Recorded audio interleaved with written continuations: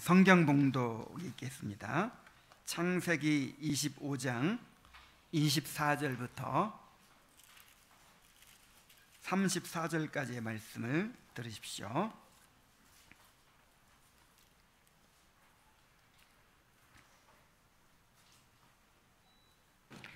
그 해산 기한이 찬즉 태에 쌍둥이가 있었는데 먼저 나온 자는 붉고 전신이 털옷 같아서 이름을 에서라 하였고,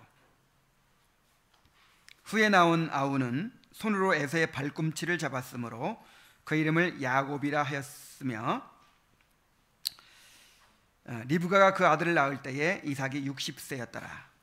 그 아이들이 장성함에 에서는 익숙한 사냥꾼이었으므로 들을 사람이 되고, 야곱은 조용한 사람이었으므로 장막에 거주하니, 이삭은 에서가 사냥한 고기를 좋아하므로 그를 사랑하고 리브가는 야곱을 사랑하였더라. 야곱이 죽을 쑤었더니 에서가 들에서 돌아와서 심히 피곤하여 야곱에게 이르되, 내가 피곤하니 그 붉은 것을 내가 먹게 하란지라. 그러므로 에서의 별명은 에돔이더라. 야곱이 이르되, 형의 장자의 명분을 오늘 내게 팔라. 에서가 이르되, 내가 죽게 되었으니 이 장자의 명분이 내게 무엇이 유익하리요? 야곱이 이르되, 오늘 내게 맹세하라. 에서가 맹세하고 장자의 명분을 야곱에게 판지라. 야곱이 떡과 팥죽을 에서에게 주매 에서가 먹으며 마시고 일어나 갔으니 에서가 장자의 명분을 가볍게 여김이었더라. 아멘. 이것이 하나님의 말씀입니다.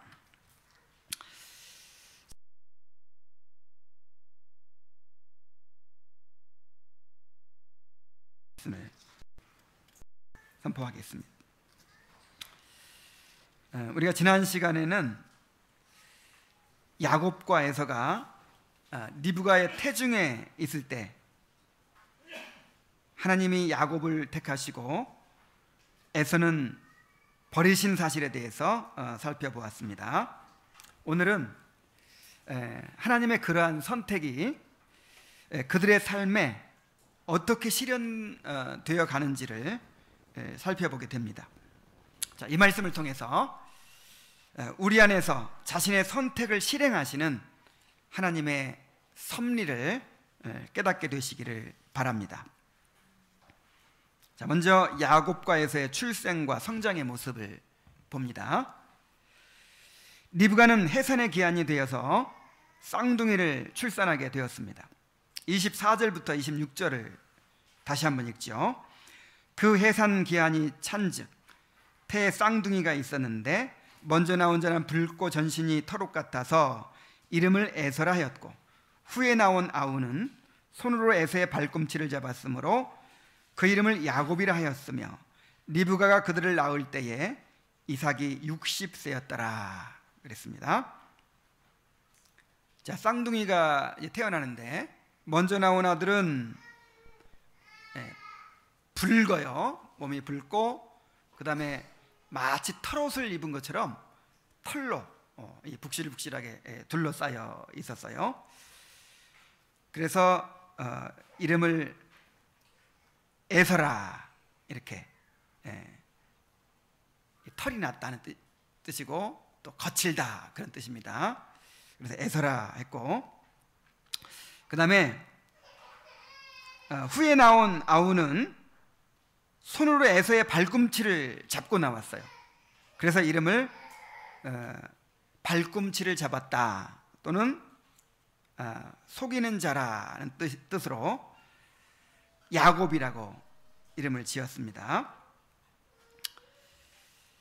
이 에서의 모습은 그가 장차 이제 어떻게 성장하게 될 것인가를 보여주죠. 장차 야수처럼 길들여지지 않고 자유분방하고 거친 삶을 살아가게 될 것을 암시합니다.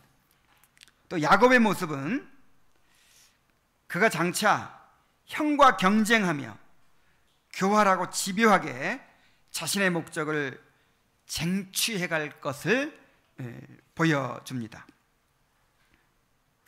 야곱과 에서는 출생 시에 이러한 모습대로 성장하게 됩니다. 27절에 보면 그 아이들이 장성함에에서는 익숙한 사냥꾼이었으므로 들 사람이 되고 야곱은 조용한 사람이었으므로 장막에 거주하니 그랬죠.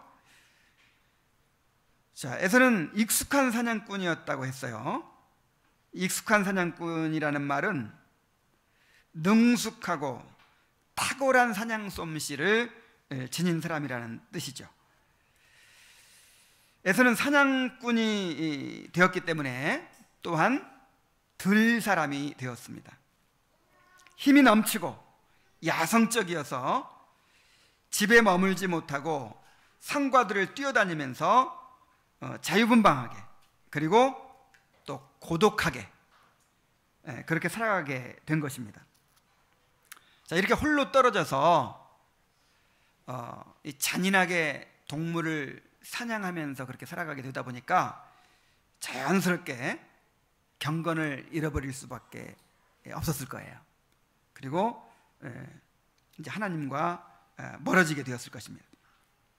자, 반면에 야곱은 조용한 사람이었다고 했어요. 그래서 장막에 거주하였다고 했습니다. 야곱은 온화하고 순종적인 사람으로 가족들과 함께 장막에 거주하면서 부모의 목축을 도왔을 것입니다. 이 나이 계산을 해보면 야곱이 태어났을 때 아브라함이 살아 있었어요. 야곱이 15살 정도 될 때까지 살아 있었어요. 그래서 어렸을 때 할아버지로부터도 이제 그 언약에 대해서 들었을 거예요. 그리고 부모로부터도 옛날에는 부모를 통해서 언약이 전수되니까 뭐 학교가 있어요. 부모가 학교죠. 그래서 부모에게서 늘 하나님의 말씀에 대해서 그동안 하나님께서 어떻게 인도하셨는가에 대해서 들었을 것입니다. 그리고 종들 가운데도 엘리에셀 같은 경건한 사람들이 있었잖아요.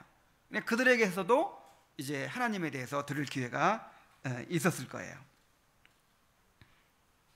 그래서 자연스럽게 야곱은 하나님에 대해서 알게 되고 영적인 복을 사모하게 되었을 것입니다. 그래서 우리가 에서 같은 사람이 아니라 야곱 같은 사람이 되어야겠다라고 하는 사실을 또 여기서 이제 제시하고 있는 거예요. 여러분, 에서처럼 되지 말고 야곱처럼 되십시오. 에서처럼 혼자서 제멋대로 살아가는 들 사람이 되지 말고 야곱처럼 다른 사람들과 함께 장막에 거하는 그런 사람이 되시기 바랍니다. 다시 말하면 교회 중심의 삶이 되어야 한다는 것입니다. 우리는 야수와 같이 제멋대로 살고자 하는 본성을 가지고 있어요. 끊임없이 분리하고 흩어지려는 성향이 있습니다. 그러므로 우리가 교회의 가르침과 칠이 하에서 살아가도록 힘써야 합니다. 자기를 부인해야 돼요. 자, 우리에게 어떤 성향이 있다고요? 끊임없이 분리하고 나뉘어지려는 성향이 있어요. 이게 죄의 성향이거든요. 성령은 이어지게 하십니다. 하나님은 이어지게 하십니다. 하나가 되게 하십니다. 그런데 죄는 우리를 분리시킵니다. 그래서 자꾸만 분리되고 나뉘어지고 자꾸만 독립적이 되고, 이건 지금 죄의 지배를 받는다는 뜻이에요. 정말 은혜는요, 은혜 받은 그 증거가 뭐예요? 이어지는 거예요. 우리 조카는 딸을 낳는데 이름을 이음이라고 지었어요. 이음. 이런 의미를 알았던 것 같아요. 자, 우리가 이어져야 됩니다. 은혜를 받으면 받을수록 자꾸만 다른 사람과 이어져야 돼요. 하나가 돼야 돼요. 이게 은혜의 증거예요. 은혜를 너무 받아가지고 수준이 안 맞는 사람하고는 어울리질 못하겠어. 그래서 점점 고고하게 혼자, 이건 죄의 지배지, 이거 은혜가 아니에요.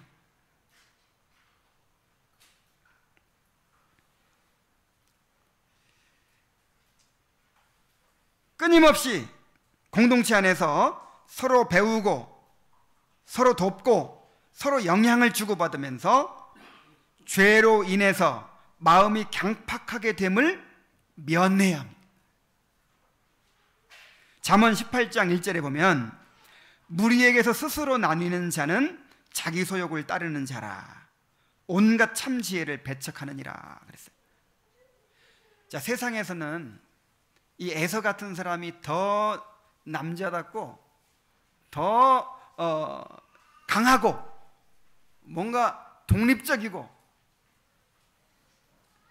좀 더 이렇게 에서를 더 높이 평가할 수도 있어요.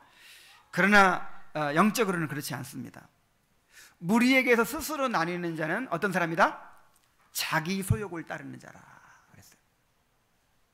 물론 우리가 홀로 있을 때도 있어야 됩니다.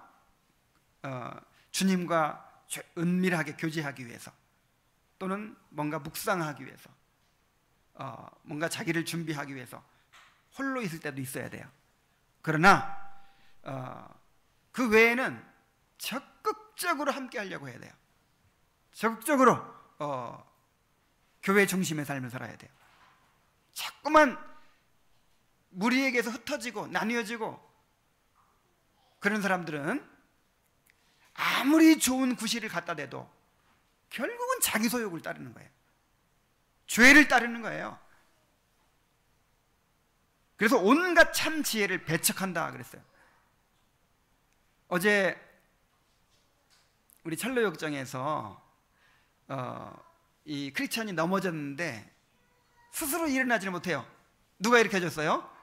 자기가 경쟁의식을 갖고 우월감을 갖고 막 했던 그 믿음이 와서 일으켜 줄 때까지 일어나지를 못했어요. 우리는 절대로 홀로 설 수 없도록 그렇게 되어 있습니다. 육적으로든 영적으로든 절대로 혼자 살아갈 수 없도록 되어 있어요. 그래서 이 공동체를 떠나서 혼자서 뭔가 하나님을 알아가려고 하는 사람들은 다 빗나가게 되어 있어요. 정상적이지 못해요. 왜냐하면 하나님께서는 다른 은사를 가진 사람들로부터 공급받게 하셨거든요. 서로 배우게 하셨거든요. 다른 사람들을 보면서 나를 발견하게 하셨거든요. 그래서 서로 부딪히고 또 깨뜨려지고 서로 조화를 이루고 서로 용서하고 화해하고 또 서로 섬기고 이런 상호작용을 통해서, 이런 함께함을 통해서 우리가 빚어지는 거예요. 이 신약성경 이 서신서들에 나오는 이제 그 서신서들을 보면은 그 교리적인 부분이 있고 그 다음에 실천적인 부분이 있죠. 그 실천적인 부분의 명령들을 보세요. 전부 다 공동체적인 명령이에요. 겸손해라, 온유해라, 서로 용납하라, 용서해라, 사랑하라, 겸손하라. 이게 나 혼자 그냥 고고하게 있으면서 실천할 수 있는 그런 게 아니에요. 철저하게 공동체 생활에 초점을 맞추어 가지고 우리에게 명령하고 있는 거예요. 그래서 우리의 성화는 이 공동체를 떠나서는 이루어질 수 있을까요, 없을까요? 이건 성화가는 공동체를 떠나서는 이루어질 수가 없어요. 두렵고 떨림으로 너희 구원을 이루라고 하는 명령이 공동체의 명령이에요. 공동체에 주신 명령이에요. 각자 혼자 따로따로 그렇게 하라는 것이 아니고 함께 구원을 이루어가라는 거예요.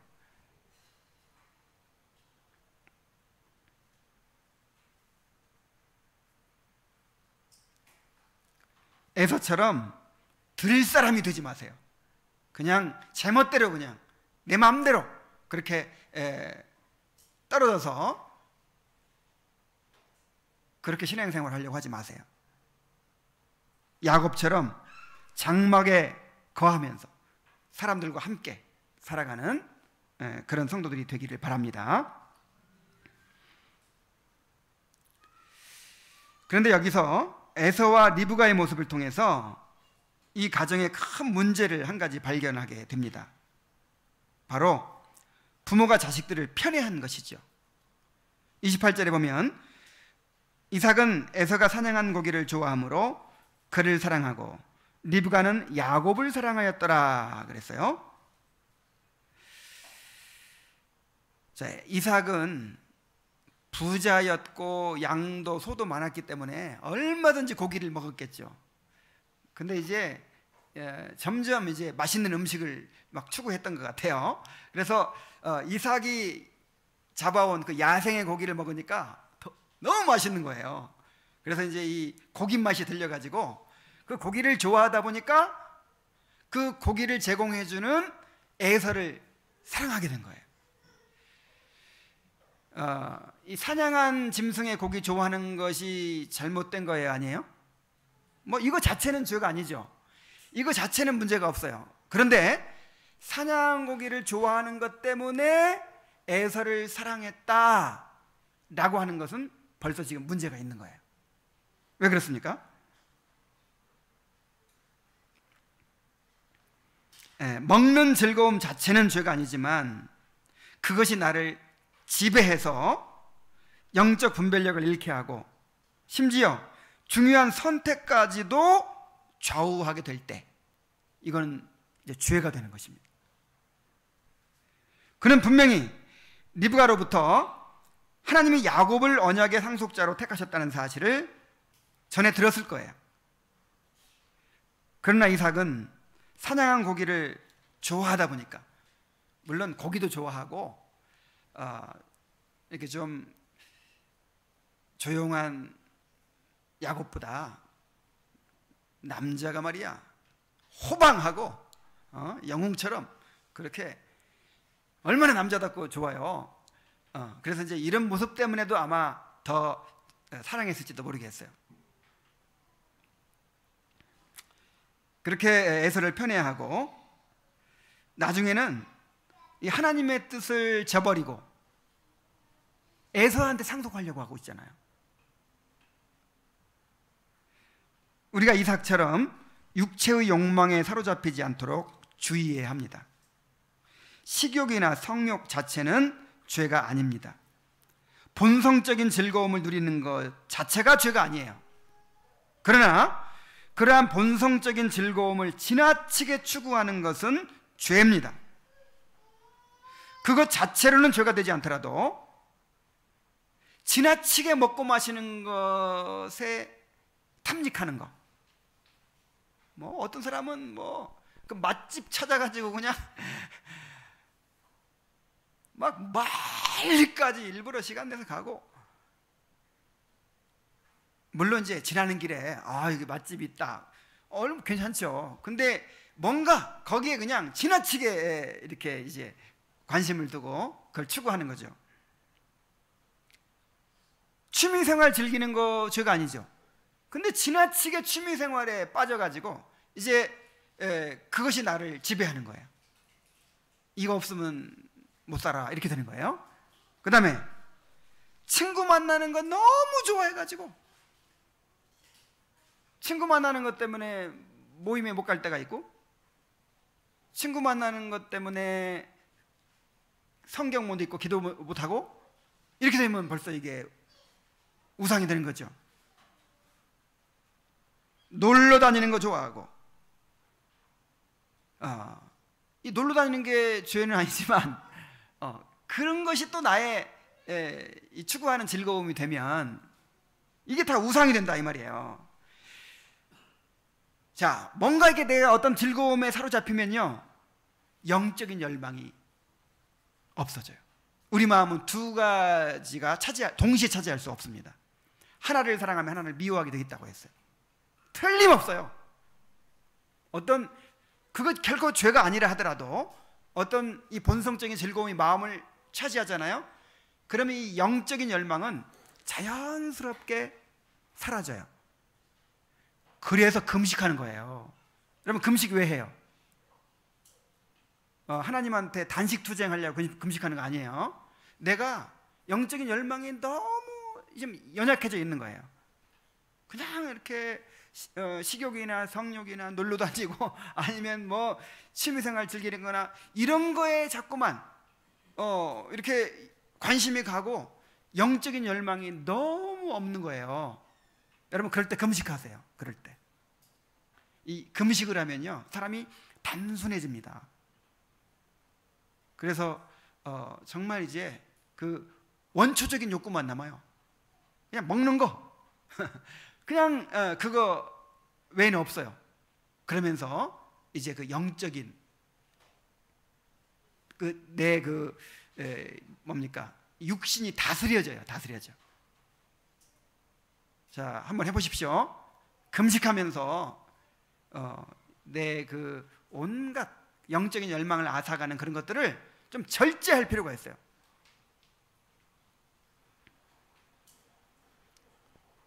자, 이렇게 본성적인 즐거움을 추구하다 보면은 그것이 우상이 돼서 영적인 열망을 잃게 만들고 또 영적인 분별력을 잃게 만들고 결국 하나님을 놓치게 되고 하나님의 상급을 놓치게 되는 엄청난 결과를 낳게 되는 것입니다.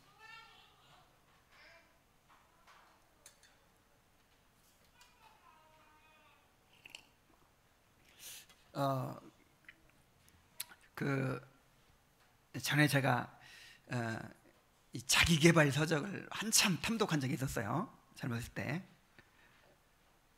그거 막 읽으면은 뭔가 동기가 의욕이 생기고 막 뭐가 될 것 같고 막 그러죠. 자, 그런데 그 중에 그 스티븐 코비라는 사람이 있어요. 굉장히 유명한 사람이에요. 이 사람이 그 자기 경영에 대해서, 리더십에 대해서 그런 책들을 셀러 작가인데 그 사람이 강조하는 게 뭐냐면 내가 리더십을 키우고 싶다. 그러면 당장 먹는 것부터 절제하라는 거예요. 잠자는 거 요거부터 절제하라는 거예요. 그러니까 가장 기본적인 거 먹는 거, 잠자는 거 요런 거를 다스리는 데서부터 큰 회사를 경영하는 그 리더십이 연결된다는 거예요. 여러분 근데 이 같은 원리로 아주 큰 영적인 뭐 그런 원리가 이런 작은 이런 육체의 욕구를 어떻게 다스리느냐에 달려 있어요. 예를 한 가지 들어보면은 사탄이 하와를 유혹할 때 뭘로 유혹했어요? 먹는 걸로 유혹했어요. 먹음직도 하고 보암직도 하고. 일단 먹음직하잖아요. 자, 예수님을 시험할 때 뭘로 시험했어요? 예수님이 배고팠잖아요. 그러니까 돌로 떡을 만들어 먹어라. 그 먹는 걸로. 그게 먹는 것 속에 엄청난 함정이 들어있는 거죠. 에서가 왜 망했어요? 먹는 거 참지 못해서 망했어요. 당장 굶어 죽게 생겼는데 당장 먹고 싶은데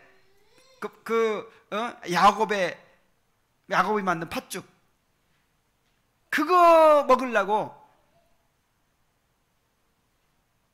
상속권을 바꿔버렸잖아요. 그래서 사소한 거, 여러분 이건 늘 경험해서 알 거예요. 우리가 무슨 뭐 막 순교자의 자리에 가가지고 막 그렇게 영적 싸움하는 거 아니에요. 사소한 거, 정말 사소한 거 양보하고 그렇게 하다 보면은 엄청난 걸 놓쳐버리는 거예요. 엄청난 거.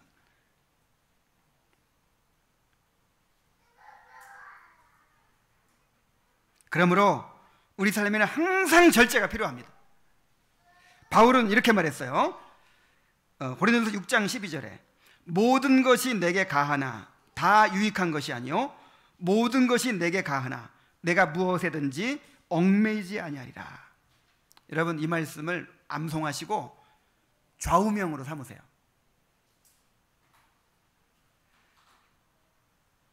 자, 우리는 이것이 죄가 되느냐 안 되느냐 요거 따지면 안 돼요.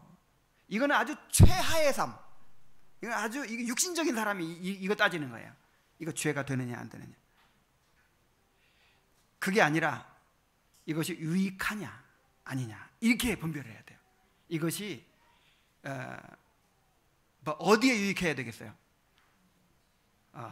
일단 하나님의 하나님의 이름이 거룩히 여김을 받으시는데 도움이 되느냐, 하나님의 나라가 임하는데 도움이 되느냐, 하나님의 뜻이 이루어지는 데 도움이 되느냐, 내가 주님을 알아가고 내가 경건하게 사는 일에 이것이 유익이 되느냐, 이걸로 분별해야 돼요.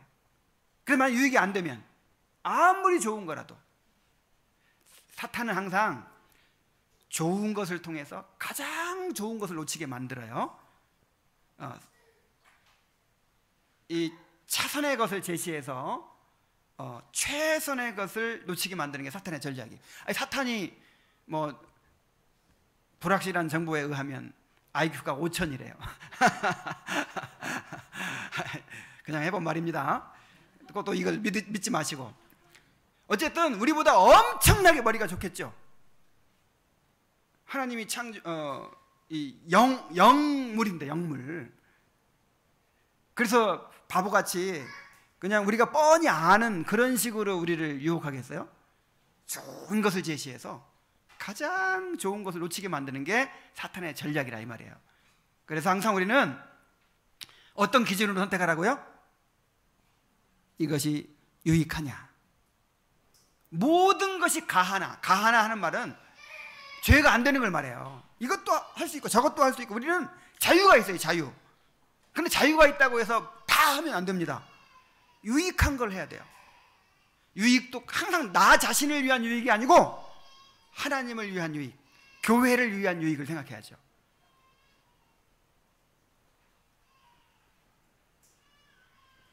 그 다음에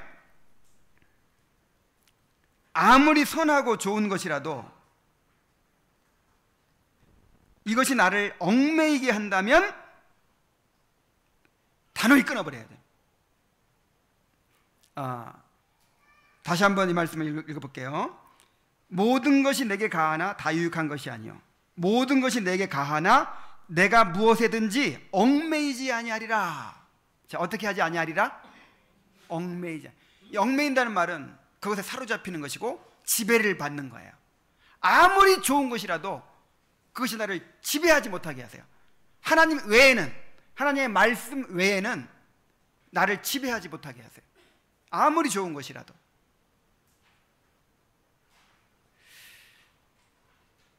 이 축구 좋아하는 게 죄가 아니죠. 월드컵 축구, 프리미어 리그, 요즘에 뭐 아시안 게임 금메달 따느냐 못 따느냐, 이거 좋아하는 거 죄가 아니에요. 즐길 수 있어요. 이것도 뭐 하나님의 선물이라고도 볼 수 있어요. 그런데 여기에 너무 이제 관심을 두다 보니까 교회 예배 때 앉아 있는데 사람들 머리가 축구공으로 보이는 거야. 그리고 이겼을까 졌을까 지금 그거 안 보고 지금 교회에 온 것만 해도 굉장히 잘한 일이지만 교회에 앉아가지고 빨리 끝나고 결과 봐야지. 이겼을까 졌을까. 자, 이러고 앉아 있으면 이게 지금 얽매인 거예요.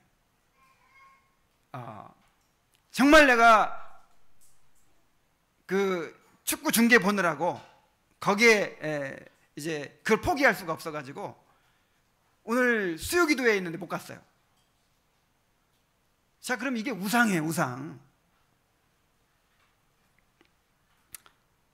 그래서 여러분 정말 자유인이 되십시오. 아무도 여러분을 종삼지 못하게 하세요. 뭐든지 나를 지배하면 그게 우상이에요.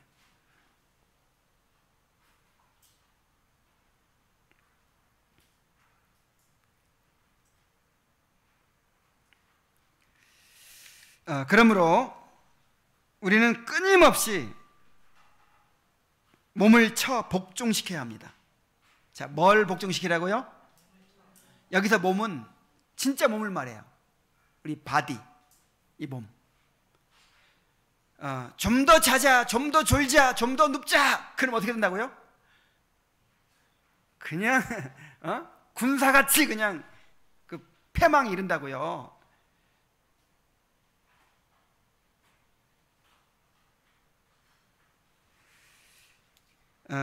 끊임없이 육체의 욕구를 이용해서 이 우리를 지배하려고 하는 이 죄를 죽여야 돼요. 이게 여러분, 이 죄를 죽이려면 먼저 몸을 쳐 복종시키십시오. 쳐 복종시키면 진짜 치는 거예요. 이 쳐라는 말이 이렇게 이 급소를 그냥 이 격투기에서 탁 쳐서 쓰러뜨리는 거예요. 그냥 이 몸이 막 펄펄 살아가지고 몸이 막 먹고 싶다는 거야. 몸이 어디 가고 싶다는 거야. 몸이 뭐 하고 싶다는 거야. 그럼 어떻게 해야 돼요? 쳐가지고 그냥 탁 KO 시켜야 돼요. 복종시켜야 돼. 교회가 기도해야지 하면서 딱 쳐가지고 복종시켜야 돼.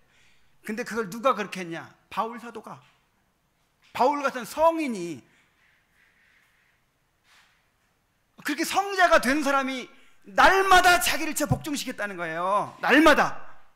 근데 우리는 그렇게 안 해가지고 되겠어요? 그냥 육신이 펄펄 살아가지고 늘 지배를 받고 살면서. 그래서 먼저 이 몸을 다스려야 이제 이 몸 바디를 가리키고 그 죄성, 이 sinful nature, 이 죄의 성향, 이 육신을 다스릴 수가 있어요. 지배할 수가 있어요.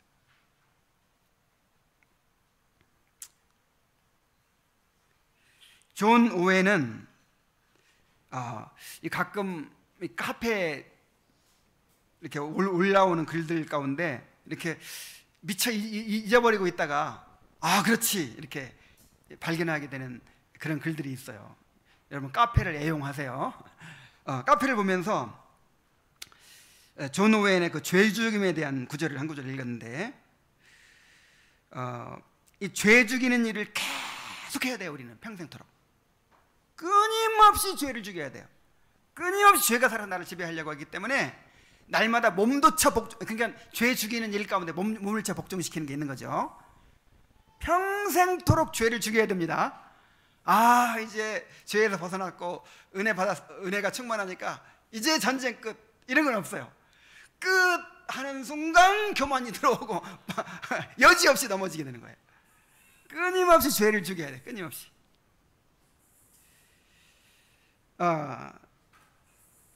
그런데 계속해서 죄를 죽여야 될 이유 중 하나로, 죄를 계속해서 죽이지 않는다면 엄청나고도 저주스럽고도 추하게 영혼을 파괴하는 죄들을 낳기 때문이다 그랬어요.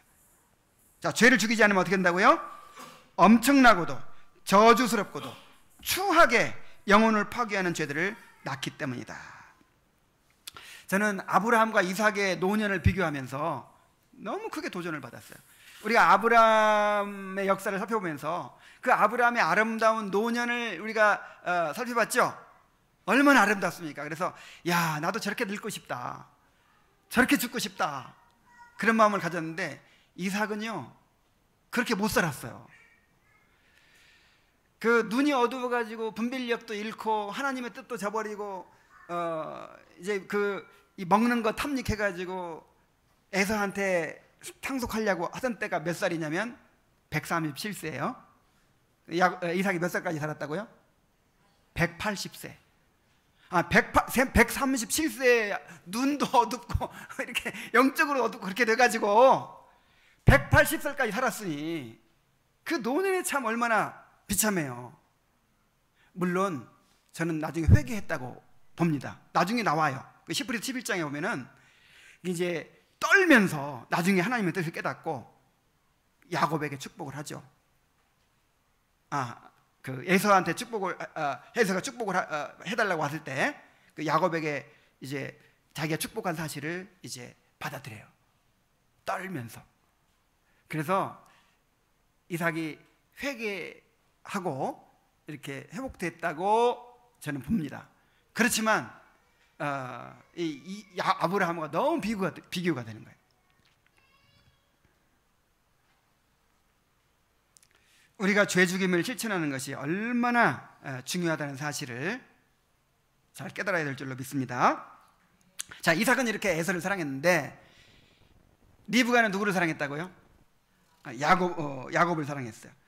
리브가는 자꾸만 밖으로 돌고 거칠게 사랑하는 에서보다 조용하고 온순하며 가정적인 야곱에게 애정이 더 갔을 것입니다.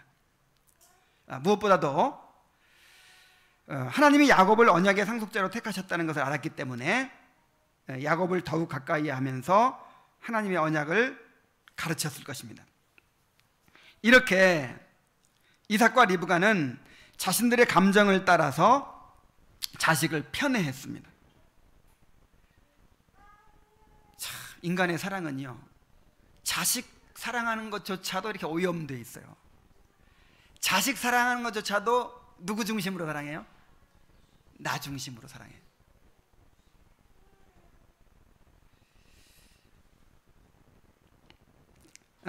이렇게 오염된 사랑이기 때문에 인간의 사랑, 이런 오염된 자기중심적 사랑으로 인해서 온갖 고통과 상처가 생겨나고 불행에 빠지게 되는 것입니다. 이삭과 리브가의 편애의 결과가 무엇입니까? 이로 인해서 형제 간에 다투고 경쟁하고 싸우는 그런 관계가 되고 그 후손들까지도 원수지간이 됐죠. 근데 이 야곱도 부모의 영향을 받았는지 또 편애를 해요. 그래서 부인이 4명인데 그 중에 라헬에게서 낳은 요셉만을 특별히 편애했죠. 그 편애의 결과가 뭐예요? 이 다른 형제들이 요셉을 미워하고 죽이려고 하고 심지어 노예로 팔아버리잖아요. 그러니까 부모의 오염된 사랑이 이 자녀에게는 치명적인 결과를 가져올 수도 있어요. 정말 사랑도 내식으로 사랑하면 안 돼요. 여러분, 자녀를 그냥 끔찍히 사랑하면 다 잘 될 것 같아요? 지나치게 끔찍히 사랑해가지고 베리는 사람들이 얼마나 많은지 몰라요. 이 병아리를 손에 쥐고 너무 이렇게 가볍게 쥐면 어떻게 돼요? 빠져나가 버리죠. 근데 꽉 쥐면 어떻게 돼요? 죽어버려요. 그래서 적당히 주는 게 어려워. 이제 그 아이들한테 이렇게 병아리를 주면 어떤 아이는 꽉 쥐어가지고 죽이고 어떤 아이는 그걸 놓쳐가지고 죽이고 그러더라고요. 이게 우리의 사랑이에요, 이게. 그래서 정말 자녀도 하나님의 사랑으로 사랑하십시오. 내식으로 사랑하면 안 돼요. 아, 나는 이렇게 사랑하고 싶어. 누구 마음대로. 누구 자녀인데. 여러분, 자녀들을 훈련시키세요, 훈련. 그냥 내 마음대로, 내 기분대로, 내 생각대로 그렇게 키우지 말고 성경에서 가르치려는 대로 가르치고 제대로 훈련하세요, 제대로. 이게 내 자녀라고 생각하지 말고 하나님의 자녀라고 생각해야 돼요. 하나님 맡기셨어요. 그래서 정말 하나님께서 어떻게 키우기를 바라시는가 생각해가지고 마음 아프더라도 때로는 정말 내 의지와 반대로 행하기도 해야 돼요. 정말 인간의 사랑으로 사랑하지 말고 하나님의 사랑으로 사랑하게 되기를 바랍니다.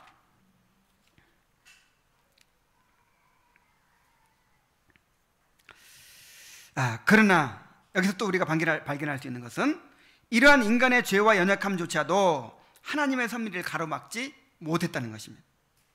상속의 권한을 가진 이삭이 에서를 편애하고 상속자로 삼으려고 했지만 결코 야곱을 택하신 하나님의 작정을 바꿀 수가 없었습니다. 하나님은 오히려 이삭과 리브가의 편애조차도 하나님의 주권적 섭리를 나타내는 통로가 되게 하셨어요.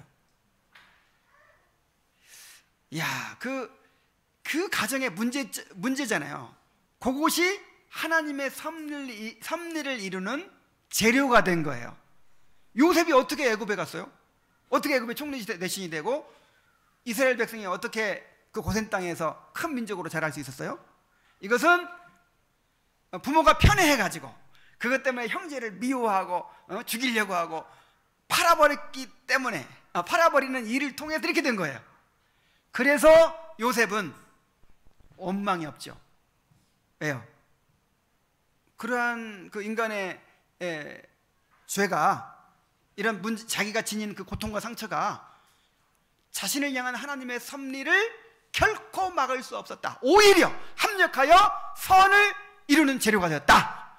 이런 확신이 있었기 때문에 절대로 그런 환경과 조건을 가지고 또 형들이 자신에게 행한 일을 가지고 원망하거나 불평하거나 하지 않았다 이 말이에요.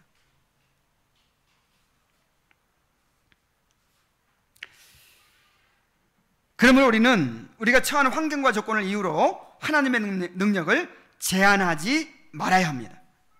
자꾸만 어떤 환경 때문에, 어떤 조건 때문에, 누구 때문에 라고 핑계하고 변명하고 이렇게 하는 것은요, 하나님의 주권적인 섭리를 무시하는 것입니다. 하나님의 창조의 능력을 부정하는 것입니다. 그리고 자기의 책임을 회피하는 것입니다. 이런 얘기 하다 보니까 또 스티븐 코비 얘기가 생각나네요. 뭐 배울 것도 있어요. 일반 은혜 가운데서도 배울 수 있는 지식이 있죠. 그 사람이 어떤 얘기를 하냐면, 사람이 변화되려면요, 일단 책임감을 인정해야 된대요. 그러니까 늘 이 말 자체가 이 주도적인 말이 되지 못하고 이 수동적인 말, 또 누구한테 핑계를 대는 말을 하는 사람들이 있죠. 어떤 조건을, 환경을 핑계대는 말을 하는 사람이 있어요. 습관적으로. 나는 이런 환경에서 자랐기 때문에, 나는 뭐 공부를 못했기 때문에, 나는 이것 때문에, 나는 누구 때문에, 나는 환경이 이래서, 나는 뭐 몸이 약해서, 자꾸만 이런 말을 하는 사람은요, 그 말 바꾸기 전에는 절대 안 변한대요. 절대로. 왜 그럴까요? 지금 변화의 주체가 누구예요? 내가 아니라 환경이에요. 환경. 다른 사람들이에요. 그러니까 환경이나 다른 사람이 바뀌기 전에 나는 아무것도 할 수 없는 거야. 근데 이 사람이 어떤 유명한 말을 했냐면, 환경과 자극 사이에 선택이 있다. 말을 잘못했어요. 자극과 반응 사이에 선택이 있다, 이런 말을 했어요. 뭐가 있다? 선택. 그러니까 동물은 환경에 의해서, 자극에 의해서 길들여지는 존재라는 거예요. 근데 인간은 달라요. 인간은 똑같이 어려운 상황에서 성장했는데, 한 사람은 그 어려운 상황 때문에 삶이 망가지고, 한 사람은 그 어려운 상황 때문에 오히려 더 위인이 됐어요. 어떤 차이일까요? 그러니까 인간은 선택할 수 있는 존재라는 거죠. 인간은 환경의 지배를 받지 않을 수 있는, 선택할 수 있는 존재예요. 이걸 예수 믿는 사람이 하는 얘기가 아니고 불신자가 이런 얘기를 해요. 근데 예수를 믿으면서도, 하나님의 주권적인 섭리를 믿고 새 창조의 능력을 믿으면서도, 나는 뭐 때문에 안 돼, 나는 이 조건 때문에 어쩔 수 없어. 여러분, 이러고 있으면 이게 말이 됩니까?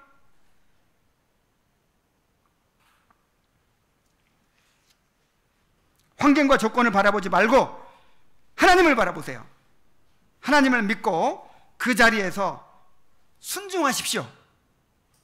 지금 내가 할 수 있는 순종이 있어요. 그 상황에서도 하나님의 이름이 거룩히 여김을 받으시도록 해야 돼요. 내가 어떤 처지에 있든지, 살아도 주를 위하여 살고 죽어도 주를 위하여 죽는 존재라고 그랬죠. 내가 죽게 됐어요. 그럼 어떻게 해야 돼요? 주를 위해 죽어야 돼요. 그 죽음을 통해서 영광 돌려야 돼요.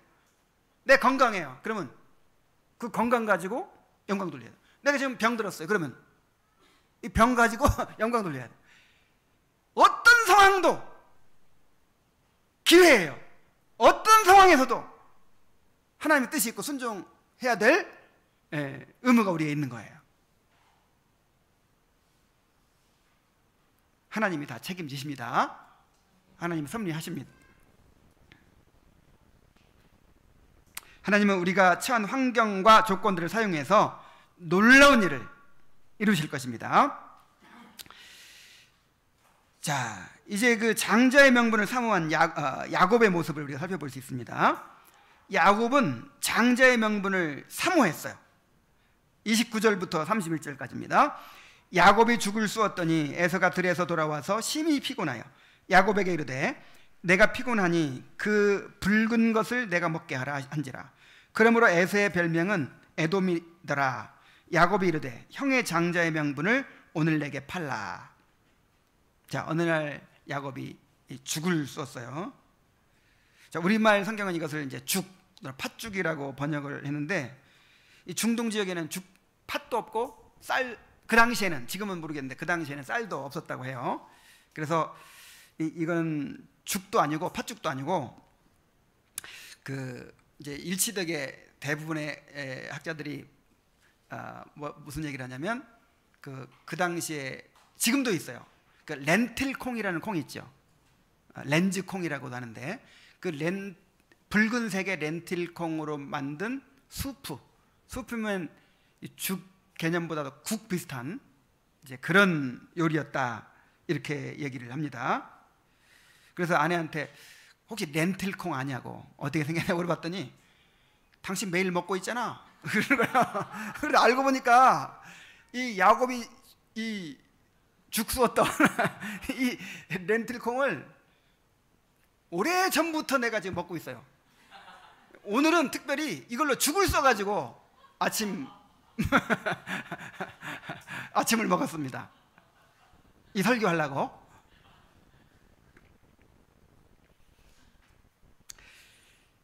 어쨌든 이게 굉장히 단백질이 높아가지고 뭐 세계 5대 식품에 속한데요. 맛도 있었던 것 같아요. 맛있더라고요. 이 죽 써서 먹으니까. 그래서 그 공동 번역에는 불콩죽이라 이렇게 번역했더라고요. 붉은 콩죽, 그런 뜻이죠. 자, 이제 근데 맛있게 죽을 써서 냄새가 막 이렇게 나고 있는데, 그때 마침 에서가 사냥에 돌아온 거예요. 근데 극도로 허기지고 지친 상태로 돌아와서 그 죽을 보더니 그 죽 좀 달라고 이렇게 간청을 하는 거예요. 그 붉은 것을 내가 먹게 하라는 말을 직역하면 그 붉은 것을 이렇게 번역이 됩니다. 그러니까 너무나도 허기지고 지쳐 있어서 말을 다 잊지도 못하고 있어요. 사냥을 나갔다가 얼마나 굶주리고 기진하였는지를 알 수 있죠. 거의 죽을 지경에 있는 거예요 지금. 그런데 야곱은 형의 장자의 명분을 오늘 내게 팔라고 합니다. 자신에게 장자의 명분을 양도하는 조건으로 이 죽을 먹게 해주겠다는 거예요. 형의 곤경을 이용해서 장자의 명분을 차지하겠다는 속셈이었습니다. 참, 형제간에 이렇게 야비하고 정말 치사하고 이렇게 몰인정하고 정말 그럴 수가 없죠. 그래서 이름이 야곱이에요. 남 발뒤꿈치 잡는 사람. 자, 그러나 한편으로 이것을 통해 우리가 알 수 있는 것은 그가 얼마나 장자의 명분을 사모했는가 하는 것입니다. 자, 왜 그렇게 장자의 명분을 사모했을까요? 당시의 장자는 특별한 존재였습니다. 장자는 집안의 대표자로서 아버지의 권위를 공식적으로 이어받게 되고 유산도 다른 형제들보다 2배나 더 받았습니다. 꼭 그 지역만 아니더라도요, 우리나라에서도 제 어렸을 때만 해도 장자는요 특별 대접이에요. 우리 형 장자. 어쩌다 나는 차자로 태어나가지고 얼마나 억울했는지 몰라요. 뭐 어려운 일 시켜도 안 시켜요. 장남이라고. 무슨 뭐 공부시킬 일 있으면 대표, 가정을 대표해서 장자한테만 다 쏟아붓고 차자는 국물도 없고. 그리고 그 집안에 삼촌들, 고모들도 있는데 말도 하대를 안 하더라고요. 함부로. 아주 특별 대접이에요. 엄마는 그냥 큰아들만 알고 그냥.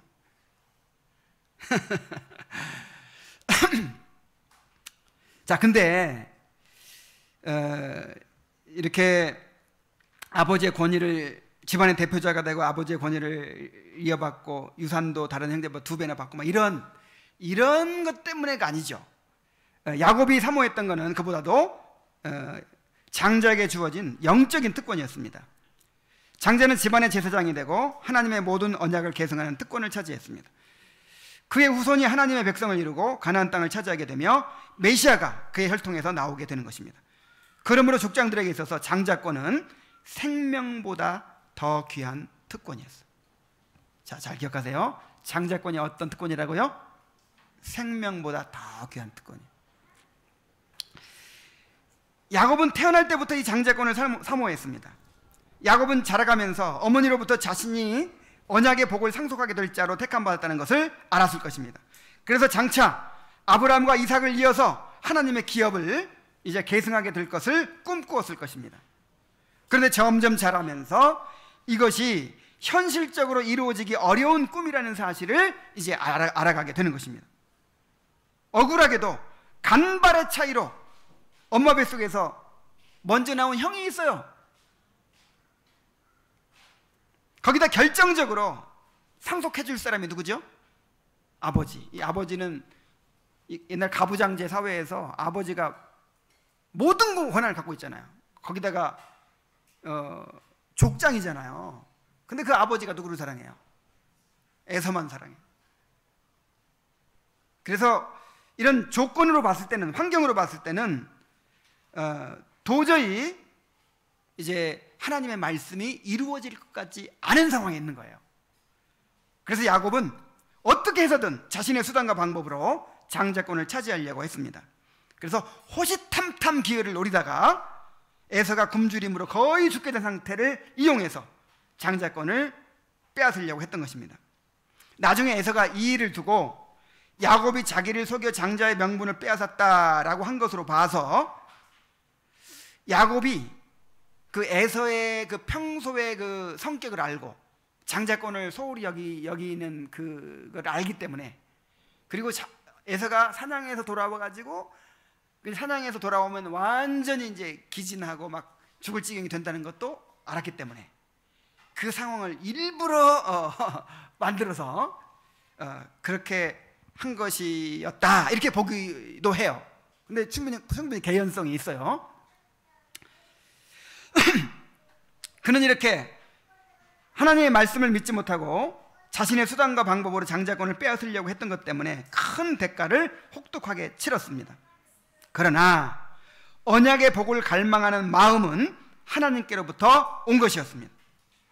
그가 택하심을 받고 성령을 받아서 눈이 열렸기 때문에 이렇게 영적인 복을 사모하게 되었던 것입니다. 자, 우리가 야곱처럼 이렇게 영적인 복을 사모하는 사람이 되어야 할 줄로 믿습니다. 영적인 복을 사모하는 것은 모든 택함 받은 자들의 특징입니다.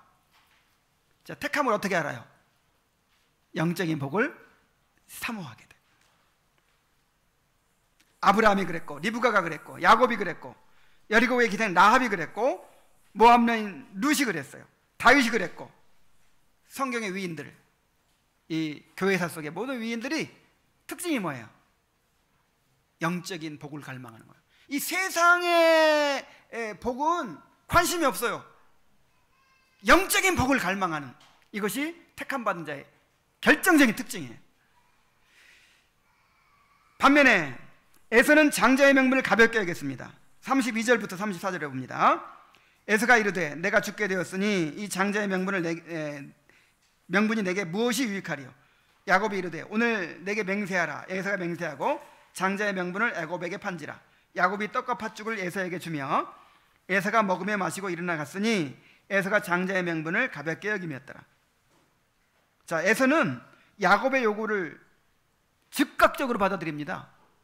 고민하지 않아요. 그래, 아유 그래도 이건 아까운 건데 하면서 좀 고민이라도 해야 되는데, 에이 뭐 죽게 생겼는데 내가 하면서 그냥 바꿔버립니다. 내가 죽게 되었으니 이 장자의 명분이 내게 무엇이 유익하리요? 자, 이 말을 통해서 그가 중요하게 여기고 살아가는 것이 무엇인지를 알 수 있어요. 그는 이 땅의 생명을 절대시 여겼습니다. 이 땅에서의 삶을 절대적인 것으로 여겼어요. 자, 이 믿음의 족장들의 특징이 뭐죠? 이 땅에서의 삶은 그냥 나그네 삶이고 아무것도 아니에요. 영원한 하늘의 기업을 바라보며 살죠. 근데 에서는 내가 죽게 됐으니까 장자의 명분이 무엇이 유익하냐. 그러니까 에서한테 유익한 건 뭐예요? 세상 것들.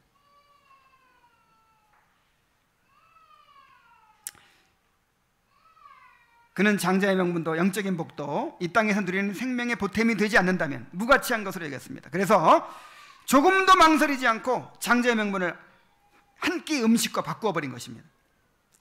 야곱이 이 결정을 확실히 하기 위해서 맹세하라고 요구하죠. 그러자 서슴없이 맹세합니다. 그러니까 맹세한다는 것은 다시 한번 재고해 볼 수 있는 여지를 준 거잖아요. 기회를 준 거잖아요. 근데 그냥 맹세도 서슴없이 해버려요. 에서는 야곱이 차려준 떡과 죽을 먹으며 마시고 일어나 갔다. 자, 이게 이제 저는 히브리어를 잘 몰라요. 근데 이제 원어 사전을 보면 이제 와우 계속법이라고 해가지고 이제 먹으며 마시고 일어나 갔다. 어떤 행동이 계속 지속되는 이제 그 행동이 끊어지지 않고 이어지는 이제 그거를 표현한 건데, 자, 이 표현을 통해서 뭘 알 수 있어요? 관심이 없는 거예요. 그 장자의 명분 내가 지금 바꾼 거 이건 전혀 관심 없어요. 단지 그냥 이 음식 먹고 만족하면서 갔어요. 후회하면서 아유 내가 팔았는데 어떻게 하나, 아이고 잘못 팔았어, 이런 것도 없어요. 아주 그냥 먹는 것도 맛있게 먹고 그냥 후회 없이 갔어요. 이러한 에서의 행동에 대해서 모세는 에서가 장자의 명분을 가볍게 여김이었다라고 평가를 합니다. 어떻게 했더라? 장자의 명분을 가볍게 여김이었더라. 여기서 가볍게 여겼다는 말은 업신여기다, 경멸하다라는 뜻이에요. 에서가 장자에게 주어지는 언약의 복을 업신여기고 경멸했다는 것입니다. 이 복이 어떤 복입니까? 자기 혼자만 누리는 것이 아니고 자손 대대로 누리는 것이었습니다. 현세에서만 누리는 것이 아니고 하나님을 상급으로 소유하고 영원한 하나님의 나라를 자신의 기업으로 상속받게 되는 지극히 영광스러운 것이었습니다. 이 복을 마련하시기 위해서 하나님의 아들이 자기의 목숨을 바치셨습니다. 그런데 이것을 경멸한 거예요. 이것을 업신여긴 거예요. 이것은 하나님 자신을 업신여긴 것입니다.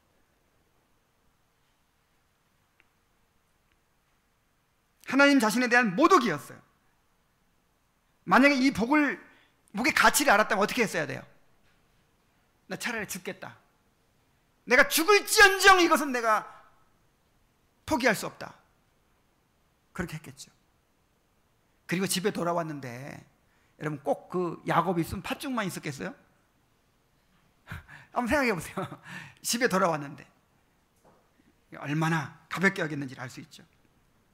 우리는 에서처럼 망령된 자가 되는 것을 두려워해야 됩니다.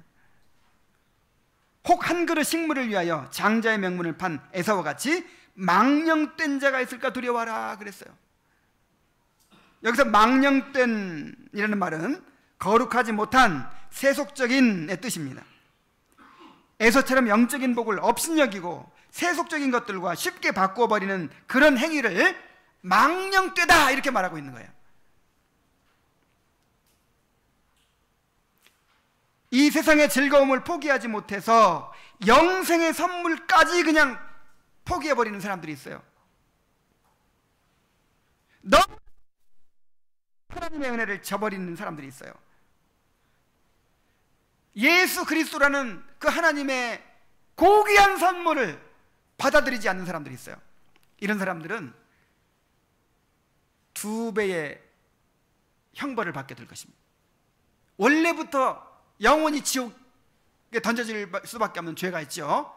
거기다가 복음을 듣고도, 이 놀라운 복음을 듣고도 거절한 사람은 예수 그리스도를 현저히 욕보이고 모독하고 업신여긴 그 죄를 담당해야 될 것입니다. 무섭게 여겨야 돼요. 그런데 우리가 구원의 선물을 받아들이고 나서도, 예수님을 믿고 나서도 에사와 같은 망령된 행실을 가질 수가 있어요. 우리의 영적인 복보다 눈에 보이는 세상 것들에 더 집착하게 될 때 망령된 자들이 되는 것입니다. 자, 어떤 사람들은 이 땅에서 누리는 즐거움을 너무 크게 생각해서 망령된 자가 됩니다. 남들이 누리는 세상의 행복을 누리지 못하는 걸 억울해해요. 좋은 데 놀러 다니고 좋은 집에 살고 뭔가 내가 하고 싶은 거 하고 내 취미생활 못 누리고, 이게 너무 큰 거예요. 이게 너무 억울해. 하나님이 뭐 줬는데 지금 그리스도 안에서 하늘에 속한 모든 신령한 복을 다 줬는데 그거 못 누린 거 그냥 아쉬워하고 그냥 억울해하고 한 맺혀 갖고 있어요. 이 망령된 마음입니다. 이게 또 반대로 어떤 사람들은 이 땅에서 겪는 고통을 너무 크게 생각하여 망령된 자가 됩니다. 그냥 모든 고통은 내 고통이 제일 커요. 그냥. 여러분, 남의 암 걸린 것보다 내 감기가 더 크다는 말 있죠? 이 사람이 자기 중심적인 것이 문제인 거예요. 그냥 내 고통이 제일 커요. 그래서 내가 당하는 고통 때문에 나는 영적인 복을 갈망할 수 없다는 거죠. 이게 망령된 일입니다. 망령된 일.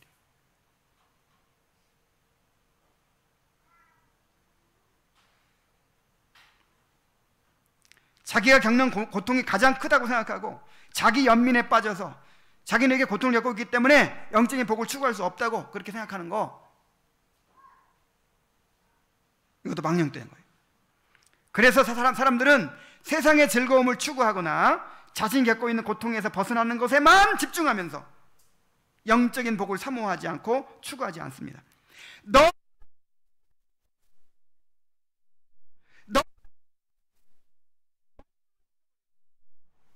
은혜 받을 기회를 포기해버립니다. 이것이 얼마나 망령된 일입니까? 여러분,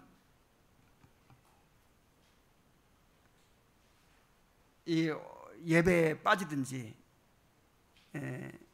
또 수요기도회나 토요모임에 빠질 때 그 말씀 다 챙겨서 듣고 있습니까? 정말 꼭 그렇게 하세요. 정말 모든 성도들이 한 말씀에 참여하도록 하기 위해서 지금 이 시간에도 저 방송실에 앉아서 한 사람은 예배도 거의 드리는 둥 마는 둥 하고 이렇게 하고 있어요. 나는 항상 이것 때문에 고민이에요. 이게 과연 옳은 일인가? 그런데 저는 어떤 사람은 막 그 시간 나고 막 그런 사람은 많이 배우고 그래가지고 막 뭘 알게 되고, 그렇지 않은 사람은 항상 뭐 기회가 없고, 그리고 그래서 자꾸만 이렇게 교인들이 이렇게 너무 이렇게 차이가 나고 막 기회가 차이가 나 이게 바람직스럽지 못하다는 생각이 들어요. 그래서 최대한 공적 모임만큼은 이렇게 다 기회가 주어져야 된다고 생각하고, 그래서 이제 우리 환경 처지에서 저렇게 섬기는 형제들이 있으니까, 희생하는 형제들이 있으니까 이제 그렇게 가능할 수 있는 거예요. 그런데도 안 들어. 그런데도.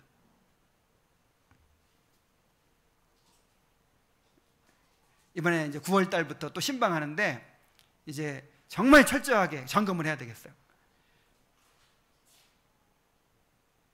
꼭 들으십시오. 정말 하찮은 이유로. 궁금하지도 않나요? 그러니까 들으라고 해서가 아니라 얼마나 궁금해요.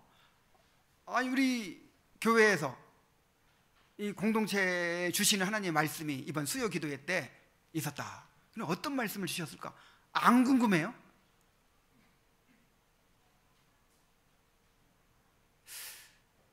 이야, 참, 이번에 한국이 이겼나 뭐 이란이 이겼나 그거보다 더 궁금할 것 같아요. 저는 정말 영적인 복을 사모하시기 바랍니다. 참 망령된 자가 되어서는 안 돼요. 이제 결론을 맺겠습니다. 자, 하나님의 택하심은 기계적인 것이 아닙니다. 이게 무슨 말이냐면, 하나님이 한번 택한 사람은 그 사람이 어떻게 살든지 결국은 구원받게 될 거야, 그렇지 않아요. 아무렇게 살면 어떻게 된다고요? 지옥 가요.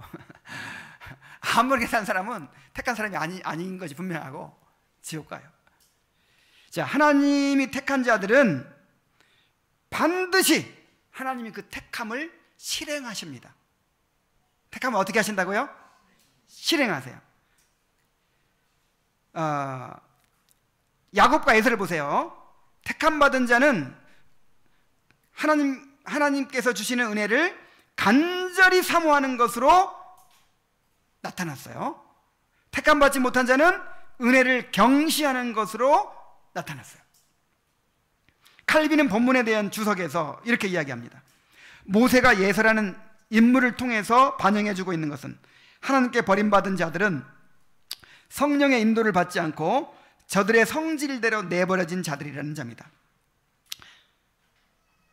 그러니까 뭐 들 사람이 되도록 내버려둬 그냥. 이 사람은 이제 버린 사람들이 가능성이 많죠. 아직 모르지만 계속 그렇게 끝까지 산다면. 반면에 야곱이란 인물을 통해서 보여주는 것은 하나님은 그의 소명을 통해서 선택을 입증하셨다는 것이다. 여기서 배울 수 있는 것은 하나님이 성령의 은총을 주시지 아니한 자들은 세상적이요 유욕적이요 이 사라져가는 생명을 즐기면서 하나님의 신령한 나라는 생각지도 못한다는 점이다. 그러나 하나님이 다스리는 자들은 자신들의 고귀한 소명을 저버릴 만큼 육체의 덫에 깊이 빠져들지 않는다는 점이다. 따라서 하나님의 버림을 받은 모든 자들은 계속 육체의 죄악에 빠져있게 된다. 그러나 선택받은 자들은 성령으로 새롭게 되어 하나님의 선한 모습을 지니게 된다. 그러니까 선택을 어떻게 실행하시냐면 그 영적인 복을 갈망하게 하심으로 이제 실행을 하시는 거예요. 우리가 택함 받은 것을 어떻게 합니까? 택함 받은 자는 영적인 복을 사모하게 되어 있습니다. 영적인 복에 대한 갈망이 없는 사람은 그가 진정으로 택함 받은 사람인지 알 수 없습니다. 그럼 어떻게 해야 되겠어요? 계속해서 말씀을 듣고 여러분 안에 갈망을 갖게 되도록 힘써야 됩니다. 아니, 이게 좀 이상하죠? 택한 자는 갈망을 주신다고 해놓고 또 어떻게 하라고요? 힘쓰라고요. 이렇게 말씀을 전해서 힘쓰도록 권면받게 하심으로 갈망을 일으키시는 거예요. 하나님이 이런 말씀을 주시는 것은 하나님께서 여러분 안에 영적인 열망을 불러 일으키시기 위해서입니다. 그래서 나에게도 야곱과 같은 갈망을 주시옵소서라고 간구하시기 바랍니다. 절대로 에서처럼 되지 않게 해달라고 간구하시기 바랍니다. 그리고 하나님께서 주실 때까지 인내하며 계속해서 추구하시기 바랍니다. 주님은 내게 오는 자는 결코 내어쫓지 아니하리라고 약속하셨습니다. 하나님은 반드시 사모하는 자에게 은혜를 주십니다. 그러면 여러분이 내가 하나님께 택함 받은 자라는 사실을 확인하게 될 것입니다. 기도하겠습니다. 하나님 아버지, 하나님의 택하심은 우리가 낳기도 전에 이루어졌습니다. 그런데 우리가 살아가면서 하나님이 그 택하심을 우리 삶 속에서 실행하십니다. 특히 영적인 열망을 주심으로 우리가 택한 자임을 드러내십니다. 참으로 이 열망하게 하여 주옵소서. 정말 에서처럼 영적인 갈망은 조금도 없고 세상에 대한 욕심만 가득한 사람 되지 않게 하시고, 야곱처럼 비록 부족하지만 영적인 복을 사모함으로 기어이 그 은혜를 받게 되는 택한 자로 드러나게 될 수 있도록 인도하여 주옵소서. 예수님의 이름으로 기도하옵나이다. 아멘.